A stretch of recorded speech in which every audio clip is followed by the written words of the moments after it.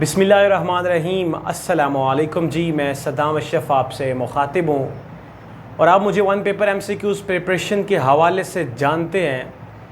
जैसा कि आपको पता है कि हमने इस्लामियात को डिस्कस करने की एक सीरीज़ का आगाज़ किया हुआ है, जिसमें हम लास्ट लेक्चर में हज़रत मोहम्मद सल्लल्लाहु अलैहि वसल्लम की जो मक्का से मदीना हिजरत थी उसको हम डिस्कस कर चुके हैं। यानी लास्ट लेक्चर में जो हमने डिस्कस किया कि आप सल्लल्लाहु अलैहि वसल्लम ने मक्का से मदीना की तरफ हिजरत की। नबूवत का 13वां साल है, 622 AD है।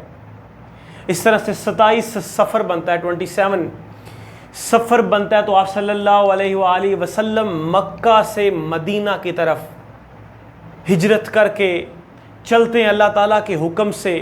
मक्का से गारे सौर में रहते हैं 3 दिन, यहाँ से फिर आगे चलते हुए जनाब मदीना की तरफ रुख करते हैं।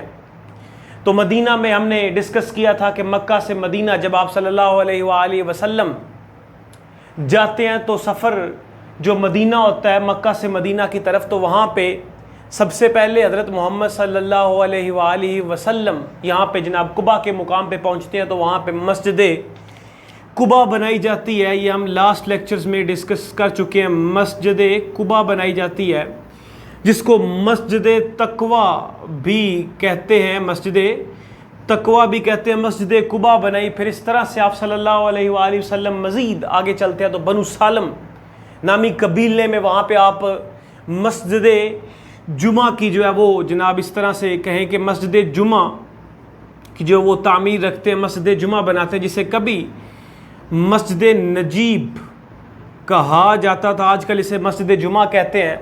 तो इस तरह से जनाब मज़ीद आप आगे जाते हैं तो जब मदीना पहुंच जाते हैं तो हज़रत अयूब अंसारी के घर आपका स्टे होता है। मक्का से मदीना जब हिजरत करके चलते हैं तो इस तरह से वहाँ पे जनाब मस्जिद नबवी बनाई जाती है।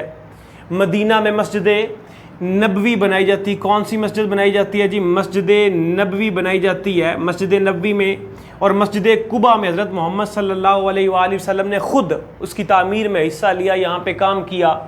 तो मस्जिद नबवी के बारे में हमने डिस्कस किया कि जनाब ये जो मस्जिद नबवी की जगह है, ये सहल और सुहेल नामी 2 शख्स थे, भाई थे। उनसे इससे जगह ख़रीदी गई, वहाँ पे मस्जिद नबवी बनाई गई। हज़रत अबू बकर सद्दीक़ ने इस मस्जिद की जो है वो जगह को ख़रीदा सहल और सुहेल से। तो इस तरह से जनाब जो है वो आगे सारे मामलात चलते हैं, क्योंकि हज़रत मोहम्मद सल्लल्लाहु अलैहि वसल्लम जो है वो मक्का से मदीना की तरफ हिजरत करके चले जाते हैं अल्लाह ताला के हुक्म से।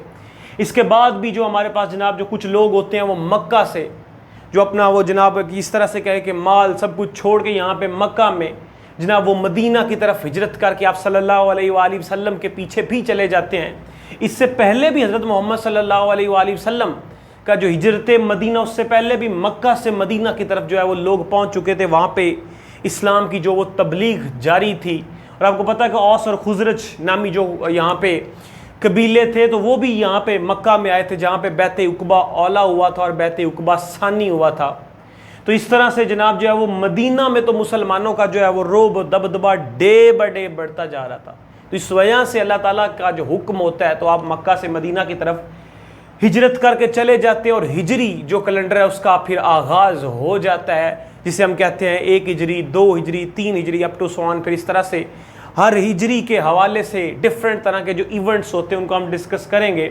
तो सवाल आपसे ये भी पूछा जाएगा कि year of migration of the holy prophet सल्लल्लाहु अलैहि वसल्लम इज कॉल्ड रबीउल अव्वल। देखें क्या होता है कि आप सल्लल्लाहु अलैहि वसल्लम 27 सफ़र को मक्का से निकलते हैं और गारे सौर में पहुंचते हैं। तो 3 दिन गारे सौर में क़याम करते हैं। तो रबीउल अव्वल का जो वो महीना उसका आगाज़ हो जाता है। तो रबीउल अव्वल में आप सल्लल्लाहु अलैहि वसल्लम ने जो हिजरत की मक्का से मदीना की तरफ, सवाल पूछा जाएगा पेपर में, PPSC ने पूछा है कि year of migration of the holy prophet सल्लल्लाहु अलैहि वसल्लम इज कॉल्ड रबीउल अव्वल। आप उसको कहेंगे क्योंकि आप सल्लल्लाहु अलैहि वसल्लम 27 जो है वो सफ़र को यहाँ से निकले थे, 3 दिन यहाँ पे रहे। तो यहाँ से फिर चलते हैं तो आगे ऑफ कोर्स जो है वो रबीउल अव्वल का महीना स्टार्ट हो जाता है। तो 8 रबीउल अव्वल को आप सल्लल्लाहु अलैहि वसल्लम कुबा के मुकाम पे पहुँचते हैं। तो यहाँ पे मस्जिद कुबा बनाते हैं, जिसे मस्जिद तकवा भी हम कहते हैं। तो इस तरह से सारे जनाब जो है वो मामलात आगे चलते हैं। अब हम जो इवेंट्स डिस्कस करेंगे, आप सल्लल्लाहु अलैहि वसल्लम जो है वो मक्का से मदीना की तरफ हिजरत करके चले गए हैं। तो हिजरी जो हमारे पास साल है उसका आगाज़ हो जाता है, हिजरी ईयर्स का आगाज़ हो जाता है, जिससे हम 1 हिजरी, 2 हिजरी, 3 हिजरी, जिस तरह से हमने नबवी को डिस्कस किया था, 1 नबवी, 2 नबवी, 3 नबवी, इस तरह से अप टू सॉन हमने इसको डिस्कस किया था। तो इस तरह से जनाब जो हिजरी का आगाज़ हो जाता है, तो हिजरी का कुछ इस तरह से आगाज़ होता है। तो हमारे पास यहाँ पे यकम हिजरी, हमारे पास क्या है जी, यकम हिजरी जब हमारे पास स्टार्ट होती है 622 एडी, हम इसको कहेंगे 622 एडी में हमारे पास यकम हिजरी हो जाती है, क्योंकि आप सल्लल्लाहु अलैहि वसल्लम नबूवत के 13वें साल 622 एडी में, मैंने आपको बताया था कि ये जो हमारे पास कमरी महीने हैं और ये जो हमारे पास ईस्वी आती है, इसमें थोड़ा सा कुछ दिनों का डिफरेंस है, जिसकी वजह से कुछ डेज हैं जो वो आगे पीछे हो जाते हैं। तो इस तरह से आप याद रखेंगे यकम हिजरी हमारे पास उसमें स्टार्ट हो जाती है जब आप मक्का से मदीना की तरफ चले जाते हैं। तो आप सल्लल्लाहु अलैहि वसल्लम जब पहुंचते हैं तो आपको पता ही है, देखिए मसाजिद जो है वो डे बाय डे बन रही हैं, इनकी तामीर हो रही है। तो ऑफ कोर्स अगर मसाजिद बन रही हैं तो अजान की भी तो हमें ज़रूरत पड़ेगी। तो आप यहाँ पे इवेंट लिखेंगे यकम हिजरी को हमारे पास क्या होता है जी, यकम हिजरी को जो अजान जो वो सबसे पहले पढ़ी जाती है कुछ इस तरह से होता है कि हज़रत अब्दुल्ला बिन जो है वो हमारे पास अब्दुल्ला बिन जैद साहब है, क्या उनका नाम है जी, अब्दुल्ला बिन जैद, अब्दुल्ला बिन जैद नामी, हज़रत अब्दुल्ला बिन जैद नामी शख्स को जनाब एक रात ख्वाब आता है और इनको ख्वाब में जो है वो अजान के जो कलमात हैं वो पढ़ाए जाते हैं, कलमात सिखाए जाते हैं। तो अगले ही रोज़ ये जनाब जो हज़रत मोहम्मद सल्लल्लाहु अलैहि वसल्लम की खिदमत में हाजिर होते हैं और फिर हज़रत मोहम्मद सल्लल्लाहु अलैहि वसल्लम हज़रत अब्दुल्ला बिन जैद को कहते हैं कि जनाब आप हज़रत बिलाल को जनाब इस तरह से करें कि आप इनको ये जो आपने कलमात ख्वाब में सीखे हैं, तो आप ये जनाब जो है वो जो कलमात अज़ान के वो हज़रत बिलाल को सिखा दें। तो हज़रत बिलाल सीखते हैं। तो हज़रत बिलाल ने जो सबसे पहले अज़ान दी वो फजर की अज़ान दी। हज़रत बिलाल ने कौन सी अज़ान दी जी, सबसे पहली जो अज़ान दी वो फजर की अज़ान दी। तो इसमें से आपसे ये भी सवाल पूछा जाएगा, हज़रत उमर फ़ारूक के बारे में भी आपसे सवाल जो है वो इसमें पूछा जाएगा। कुछ इस तरह से होता है कि PPSC में कभी कभी हज़रत अब्दुल्ला बिन जैद का जो है वो ज़िक्र किया जाता है अज़ान के हवाले से कि किन्हों ने जो अल्फाज है वो तरतीब दिए, कंपोज़ किए, मुरतब किए, मशवरा दिया, क्योंकि इनको ख्वाब आता है।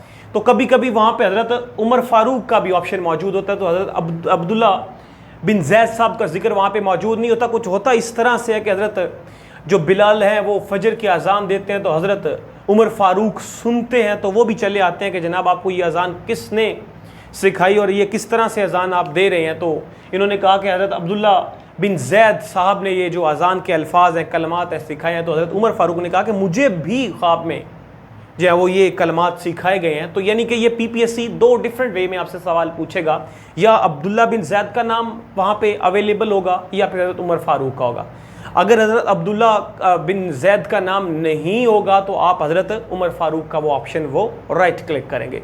तो इस तरह से जनाब जो है वो यकम हिजरी को क्या होता है जी, वो हमारे पास जो है वो अज़ान हो जाती है, फजर की अज़ान हज़रत बिलाल जो होते हैं वो देते हैं। तो ये हम जो डिस्कस कर रहे हैं ये यकम हिजरी के जो इवेंट्स हैं, वाक़यात हैं, उनको डिस्कस कर रहे हैं। हम देखेंगे कि 1 हिजरी में, यकम हिजरी में कौन कौन से जो इवेंट्स होते हैं। आपको पता है कि जब मदीना में आप सल्लल्लाहु अलैहि वसल्लम पहुंचते हैं तो इससे पहले भी मदीना के लोग मक्का में आपके हाथ पे बैत करने आए थे। बैत उक़बा औला हमने पढ़ा, सानी पढ़ा।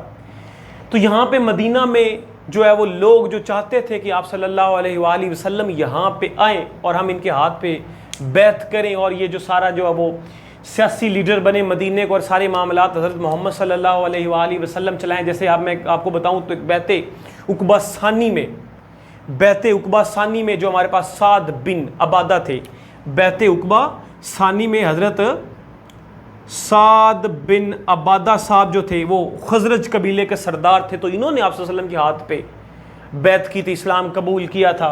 तो इस तरह से मदीना में जनाब जो है वो यहूदियों का जो बहुत बड़ा आलिम होता है, यहूदियों का बहुत बड़ा आलिम होता है, नाम उनका क्या होता है जी, अब्दुल्ला बिन सलाम। अब्दुल्ला बिन सलाम ये क्या है जी जनाब, ये यहूदियों के हमारे पास क्या है जी, ये यहूदियों के हमारे पास क्या है, ये यहूदियों के आलिम थे, बहुत बड़े आलिम थे यहूदियों के। तो इन्होंने भी इस्लाम कबूल कर लिया सबसे पहले मदीना में। सवाल इस तरह से पूछा जाएगा कि मदीना में सबसे पहले यहूदियों का वो कौन सा आलिम था जिसने इस्लाम कबूल किया? तो वो अब्दुल्ला बिन सलाम साहब थे जिन्होंने इस्लाम कबूल किया। इस तरह से हज़रत सवैद बिन सामत साहब के बारे में भी जिक्र आता है। हज़रत, मैं यहाँ पे लिखूँ, हज़रत सवैद बिन सामत साहब के बारे में भी सवाल आपसे पूछा जाएगा कि मदीना में वो कौन सबसे पहला शख्स है जिसने मदीना में इस्लाम कबूल किया? तो हज़रत सवैद बिन सामत साहब जो है, इन्होंने मदीना में सबसे पहले इस्लाम कबूल किया। और यहूदियों का जो आलिम था सबसे बड़ा, जिसने यहूदियों में जो उनका आलिम था सबसे बड़ा, मदीना में इस्लाम कबूल किया, वो अब्दुल्ला बिन सलाम साहब थे। इनके बारे में आपसे सवाल पूछा जाएगा।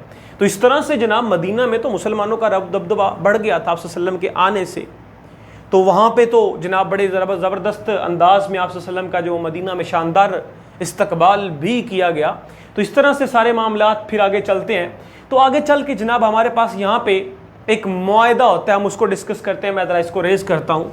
एक मुआहदा होता है यकम हिजरी। मैं बता रहा हूँ कि ये सारे जो इवेंट्स हम डिस्कस कर रहे हैं ये कौन से हैं? ये यकम हिजरी के हम डिस्कस कर रहे हैं। फिर इसके बाद इंशाल्लाह हम नेक्स्ट डिस्कस करेंगे जो वो 2 हिजरी, 3 हिजरी, अप टू सॉन। इस तरह से हम सारे ये जो इवेंट्स हैं उनको हम डिस्कस कर रहे हैं। अभी तक जो हमारे पास है वो यकम हिजरी के इवेंट्स जो है वो चल रहे हैं। तो हमारे पास यहाँ पे एक जनाब हमारे पास एक मुआहदा होता है जिसे हम क्या बोलते हैं? मिसाके मदीना। लिखे ज़रा, मिसाके मदीना। ये हमारे पास एक इवेंट होता है जी यकम हिजरी को। ये हमारे पास दुनिया का सबसे पहला जो तहरीरी कानून है, आइन है, इसको हम क्या बोलते हैं? हम इसको मिसाके मदीना बोलते हैं। World first written constitution of the world is, दुनिया का सबसे पहला जो तहरीरी आइन है, कानून है, वो हमारे पास कौन सा जी? मिसाके मदीना है। अब मिसाके मदीना की ज़रा पसे मंजर आप कुछ इस तरह से समझे कि यहाँ पे मक्का के जो लोग थे जो हिजरत करके मदीना पहुँचे थे उनको हम मुहाजिर बोलते हैं। मक्का से जो लोग जनाब यहाँ से मदीना हिजरत करके पहुँचे उन्हें हम क्या बोलते हैं? मुहाजिर बोलते हैं। इस तरह से हमारे पास ये जो मदीना में लोग हैं उसको हम क्या बोलते हैं? इंसार बोलते हैं। ये आप याद रखेंगे, मुहाजिर और इंसार को आप ज़रूर याद रखेंगे, ठीक है।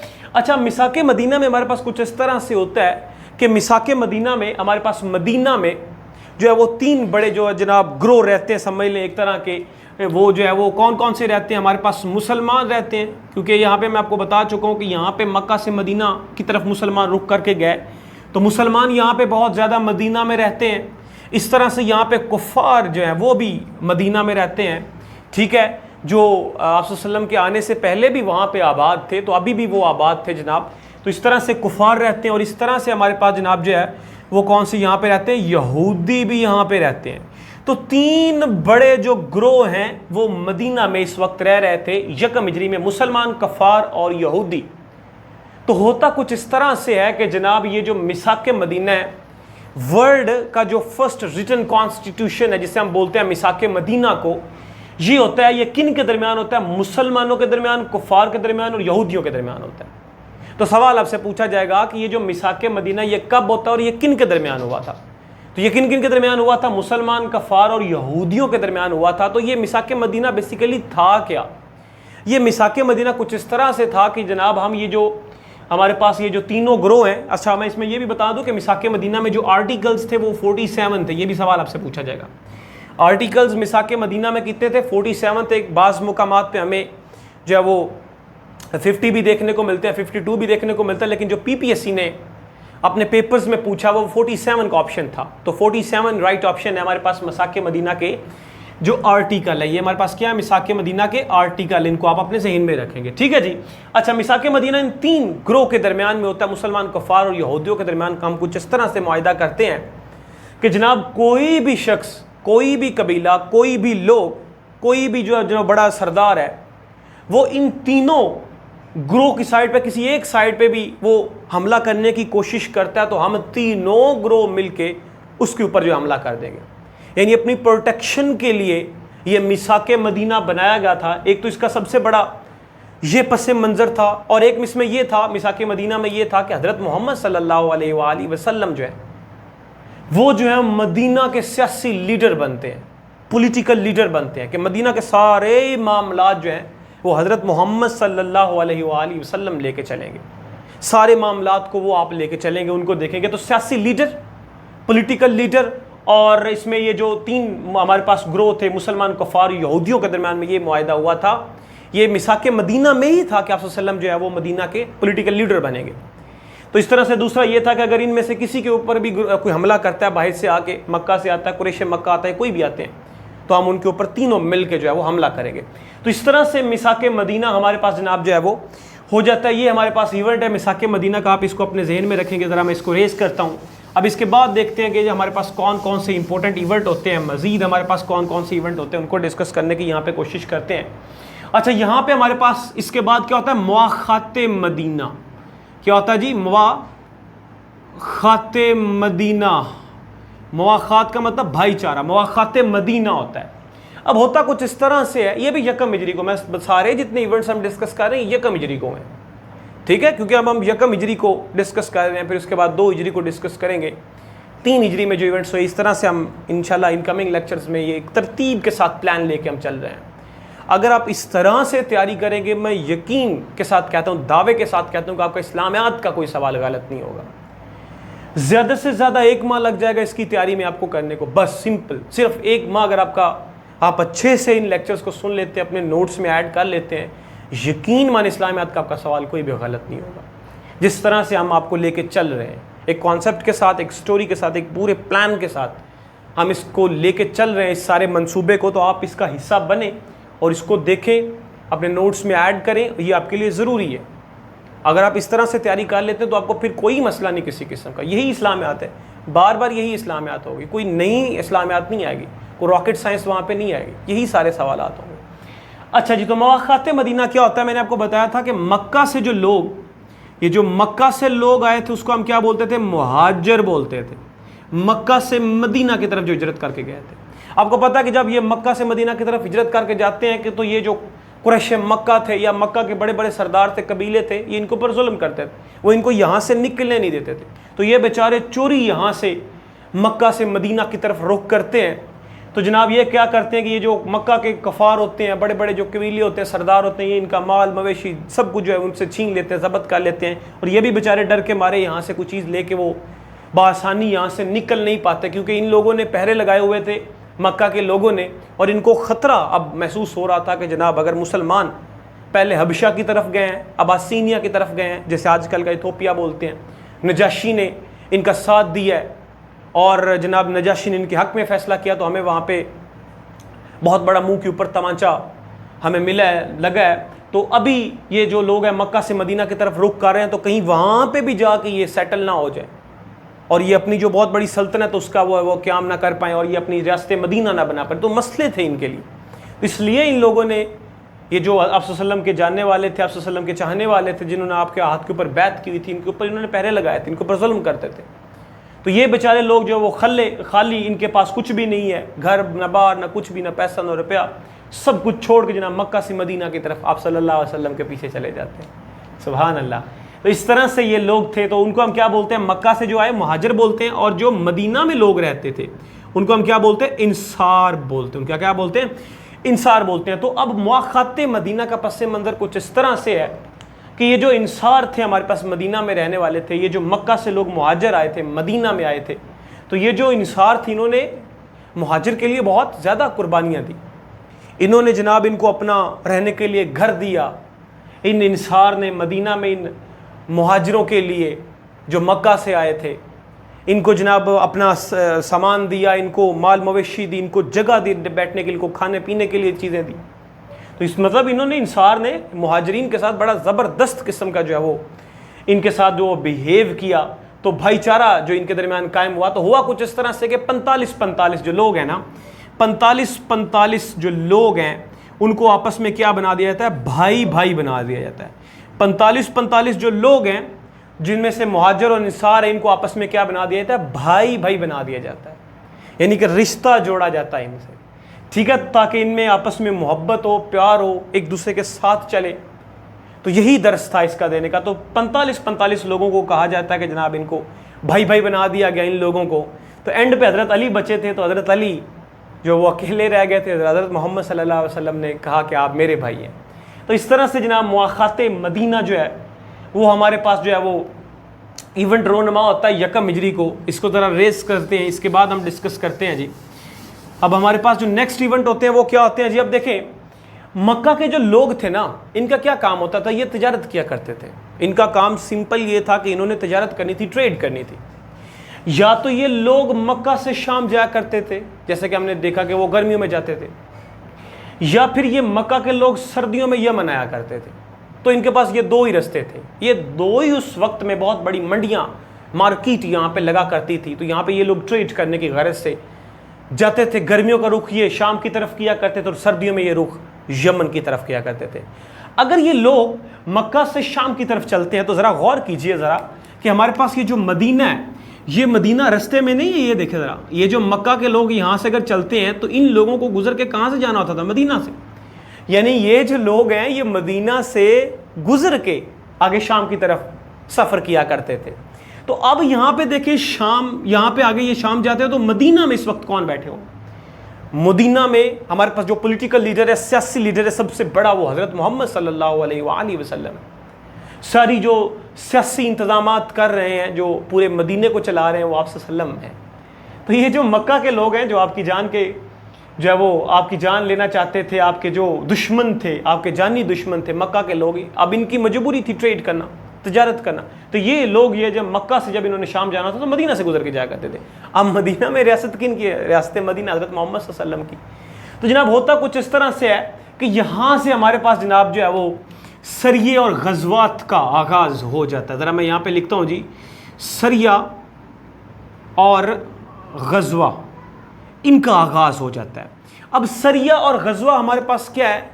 सरिया हमारे पास बेसिकली एक वो समझ ले एक मार्का होता है जिसमें हज़रत मोहम्मद सल्लल्लाहु अलैहि वसल्लम बज़ाते खुद कलम उसमें पार्टिसिपेट नहीं करते, उसमें शामिल नहीं होते। यानी अपनी जगह पे कुछ लोगों को भेज देते हैं, किसी लोगों को भेज देते हैं, सरबराह बना के किसी बंदे को भेज देते हैं, सिपाहसालार बना के भेज देते हैं, तो उसको क्या बोलते हैं? सरिया बोलते हैं। और जबकि अपोजिट है इसका गज़वा। गज़वा क्या होता है कि जिसमें आप सल्लल्लाहु अलैहि वसल्लम बज़ाते खुद कलम शिरकत करते हैं।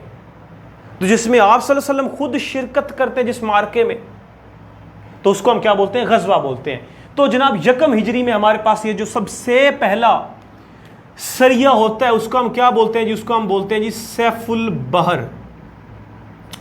सैफुल बहर उस सरिये को बोलेंगे। ये सबसे पहला सरिया है। सरिया की जो टोटल तादाद है वो 56 है। 56 सरिया की टोटल तादाद है। सबसे पहला ये हमारे पास फर्स्ट जो सबसे पहला सरिया होता है उसको सैफुल बहर बोलते हैं, या फिर इसको हम सैफुल हमज़ा भी बोलते हैं। हज़रत हमज़ा इसमें शामिल थे क्योंकि हज़रत मोहम्मद सल्लल्लाहु अलैहि वसल्लम ने हज़रत हमज़ा को, इसको सरिया हमज़ा भी बोलते हैं क्योंकि इसमें हज़रत हमज़ा जो थे वो सिपाहसालार थे। ये जो मक्का के लोग हैं वो शाम की तरफ सफ़र कर रहे थे, मदीना से गुजर रहे, तो आप सल्लल्लाहु अलैहि वसल्लम ने हज़रत हमज़ा को भेजा था। आपने हज़रत हमज़ा को भेजा था कि जनाब जाएँ, उनका ज़रा ताक़ुब करें, उनकी सरकोबी करें, कि ज़रा जायज़ा ले, रैकी ले कि वो लोग कौन है, कहाँ पे जा रहे हैं, किस तरह से हैं। तो इस तरह से जनाब जो सबसे पहला सरिया था वो सैफुल बहर था, या उसको हम क्या बोलते हैं? उसको सरिया हज़रत हमज़ा भी, हम हमज़ा का हमज़ा नामी से भी उसको हम याद करते हैं। तो ये दोनों सवाल आपसे पूछे जा सकते हैं। क्या वो सरिया हमज़ा भी आपको कहा जा सकता है वो पहला सरिया है, या फिर सैफुल बहर भी कहा जा सकता है, ये भी पहला सरिया है। तो इसलिए हमारे पास टोटल तादाद कितनी है? 56 है। और आखिरी जो सरिया हुआ था सरिया शाम हुआ था। आगे चल के हम इन सारी चीज़ों को डिस्कस करेंगे। अभी फ़िलहाल हम 1 हिजरी को डिस्कस कर रहे हैं, तो इस तरह से आप इनको याद रखेंगे। टोटल जो तादाद है 56 है। सबसे पहला सैफुल बहर है। ठीक है जी। तो ये हमारे पास सीरिया में बेसिकली क्या होता है मैं आपको बता चुका हूँ कि यहाँ पे बाकायदा तौर पे ये नहीं कहा जा सकता कि जो जंग है, जो लड़ाई है वो होनी ही चाहिए। गज़वात में भी कुछ इस तरह से ही है, ठीक है ना। तो ये आपने याद रखना है। तो सीरिया जो है वो टोटल कितने 56 हमारे पास है। तो इस तरह से अगर गज़वात की बात करें तो मैं आपको बता चुका हूँ जिसमें आप सल्लल्लाहु अलैहि वसल्लम ने शिरकत खुद की हो, आप खुद उसमें शामिल हुए हो, उसको हम क्या बोलते हैं? गज़वा बोलते हैं। तो टोटल जो गज़वात की तादाद है वो 27 है। और इसमें से जो कुरान में पूछे गए हैं, कुरान में जिक्र है जिन गज़वात का, वो 12 गज़वात है। सवाल पूछा जाएगा आपसे कि टोटल गज़वात की तादाद कितनी है? 27 है। और कितने ऐसे गज़वात है जिसमें जिनका जिक्र कुरान पाक में मौजूद है? तो वो 12 ऐसे गज़वात है जिनका जिक्र कुरान पाक में मौजूद है। ठीक है, तो इस तरह से आप याद रखेंगे। तो सबसे पहला जो गजवा हुआ था गजवा अबवा हुआ था, उसका नाम क्या था? उसका नाम था गजवा अबवा हुआ था। सबसे पहला जो गजवा हुआ था गजवा अबवा हुआ था, या इसको हम क्या बोलते हैं? गजवा वदान भी बोलते हैं। गजवा अबवा भी बोलते हैं, गजवा वदान भी बोलते हैं। ये अबवा के मुकाम पे हुआ था। तो इसमें आप सल्लल्लाहु अलैहि वसल्लम भी शामिल थे और 60 के करीब आपके साथ लोग मौजूद थे। और आप जाते हैं अबवा के मुकाम पर, वहाँ पे जो है वो देखते हैं काफ़िला गुजर रहा होता है, तो वहाँ पे जनाब जो है वो जायज़ा लेते हैं। तो ये आपसे सवाल पूछा जाएगा। टोटल गजवात 27 है, 12 का कुरान पाक में जिक्र है। सबसे पहले का नाम गजवा अबवा, या इसका दूसरा नाम गजवा वदान है। सवाल पूछा जाएगा आपसे, ठीक है जी। तो ये हमारे पास गजवात हैं, इस तरह से आप याद रखें। अच्छा, एक बात आप यहाँ पे अपने जहन में रखें कि जब हज़रत मोहम्मद सल्लल्लाहु अलैहि वसल्लम मदीना से अबवा के मुकाम पे पहुँचे गजवा अबवा में 1 हिजरी में, तो हमारे पास क्या होता है कि जो मदीना का पीछे जो सरदार होता है, जिसे आप अपना नायब बना के आके आते हैं, यानी आप मदीना से आ गए हैं ना, अबवा के मुकाम पे पहुँचे, तो पीछे जो सारे सेटअप को चलाने वाला कोई ना कोई शख्स तो वो होगा ना। तो वो हमारे पास कौन था, ये भी सवाल आपसे पूछा जाएगा। सवाल वो हमारे पास होगा जी हज़रत साद बिन अबादा। वही हज़रत साद बिन अबादा जिन्होंने बैत उकबा सानी में आप सल्लल्लाहु अलैहि वसल्लम के हाथ के ऊपर बैत की थी, और खिजरज जो कबीला था उसका जो सरदार था। तो इस तरह से जनाब जो है वो हमारे पास मदीना में क्या बनते हैं, वो आपके नायब बनते हैं। जब आप गज़वा अबवा के मुकाम पे पहुंचते हैं तो पीछे मदीना का जो सेटअप चलाते हैं वो हज़रत साद बिन अबादा साहब जो है वो चलाते हैं। ठीक है जी, इस तरह से जनाब हमारे पास है। और आखिरी जो गज़वा है वो गज़वा तबूक है। ये हम आगे चल के सारी चीज़ें डिस्कस करेंगे, यही सवाल पूछे जा रहे होते हैं पेपर में।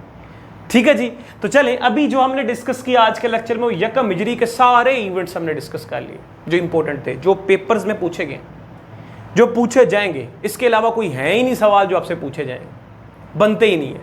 तो ये सारे सवाल हमने यकम हिजरी के हवाले से डिस्कस कर लिए। अब इंशाल्लाह नेक्स्ट एपिसोड में, नेक्स्ट लेक्चर में हम जो 2 हिजरी हमारे पास होगी, जिसमें गज़वा बदर होगा, बदर के मुकाम पे मुसलमानों की और कुरैश मक्का की लड़ाई होगी। बदर के मुकाम आगे जो है वो जंगें शुरू हो जानी है जनाब। मक्का के जो लोग हैं वो मदीना के लोगों के साथ जनाब क्या करेंगे, जंग करेंगे। मुख्तलिफ जंगें होंगी, जैसे मैं आपको बताऊं कि गज़वा बदर होगा, गज़वा उहद होगा, रजी होगा, गज़वा खंदक होगा जिसे गज़वा अज़ाब बोलते हैं, इस तरह से गज़वा खैबर होगा, इस तरह से फ़तह मक्का होगा। सुभान अल्लाह, फिर 8 हिजरी को फ़तह मक्का कर लिया जाता है। इस तरह से सारे आगे जो है वो मामला चलेंगे। इंशाल्लाह हम उनको नेक्स्ट एपिसोड में, इनकमिंग लेक्चर्स में, सारे जो इवेंट्स हुए हैं हिजरी के हिसाब से उनको डिस्कस करने की कोशिश करेंगे। ठीक है जी, चलें आज के लिए फिर इतना ही काफ़ी है। मैं उम्मीद करता हूँ कि मैं आपको समझा पाया होऊंगा। इसके हवाले से कोई भी सवाल हो तो विदाउट एनी हेजिटेशन मुझसे डिस्कस कर सकते हैं। आज के लिए फिर इतना ही काफ़ी है। मुझे इजाज़त, अल्लाह हाफिज़।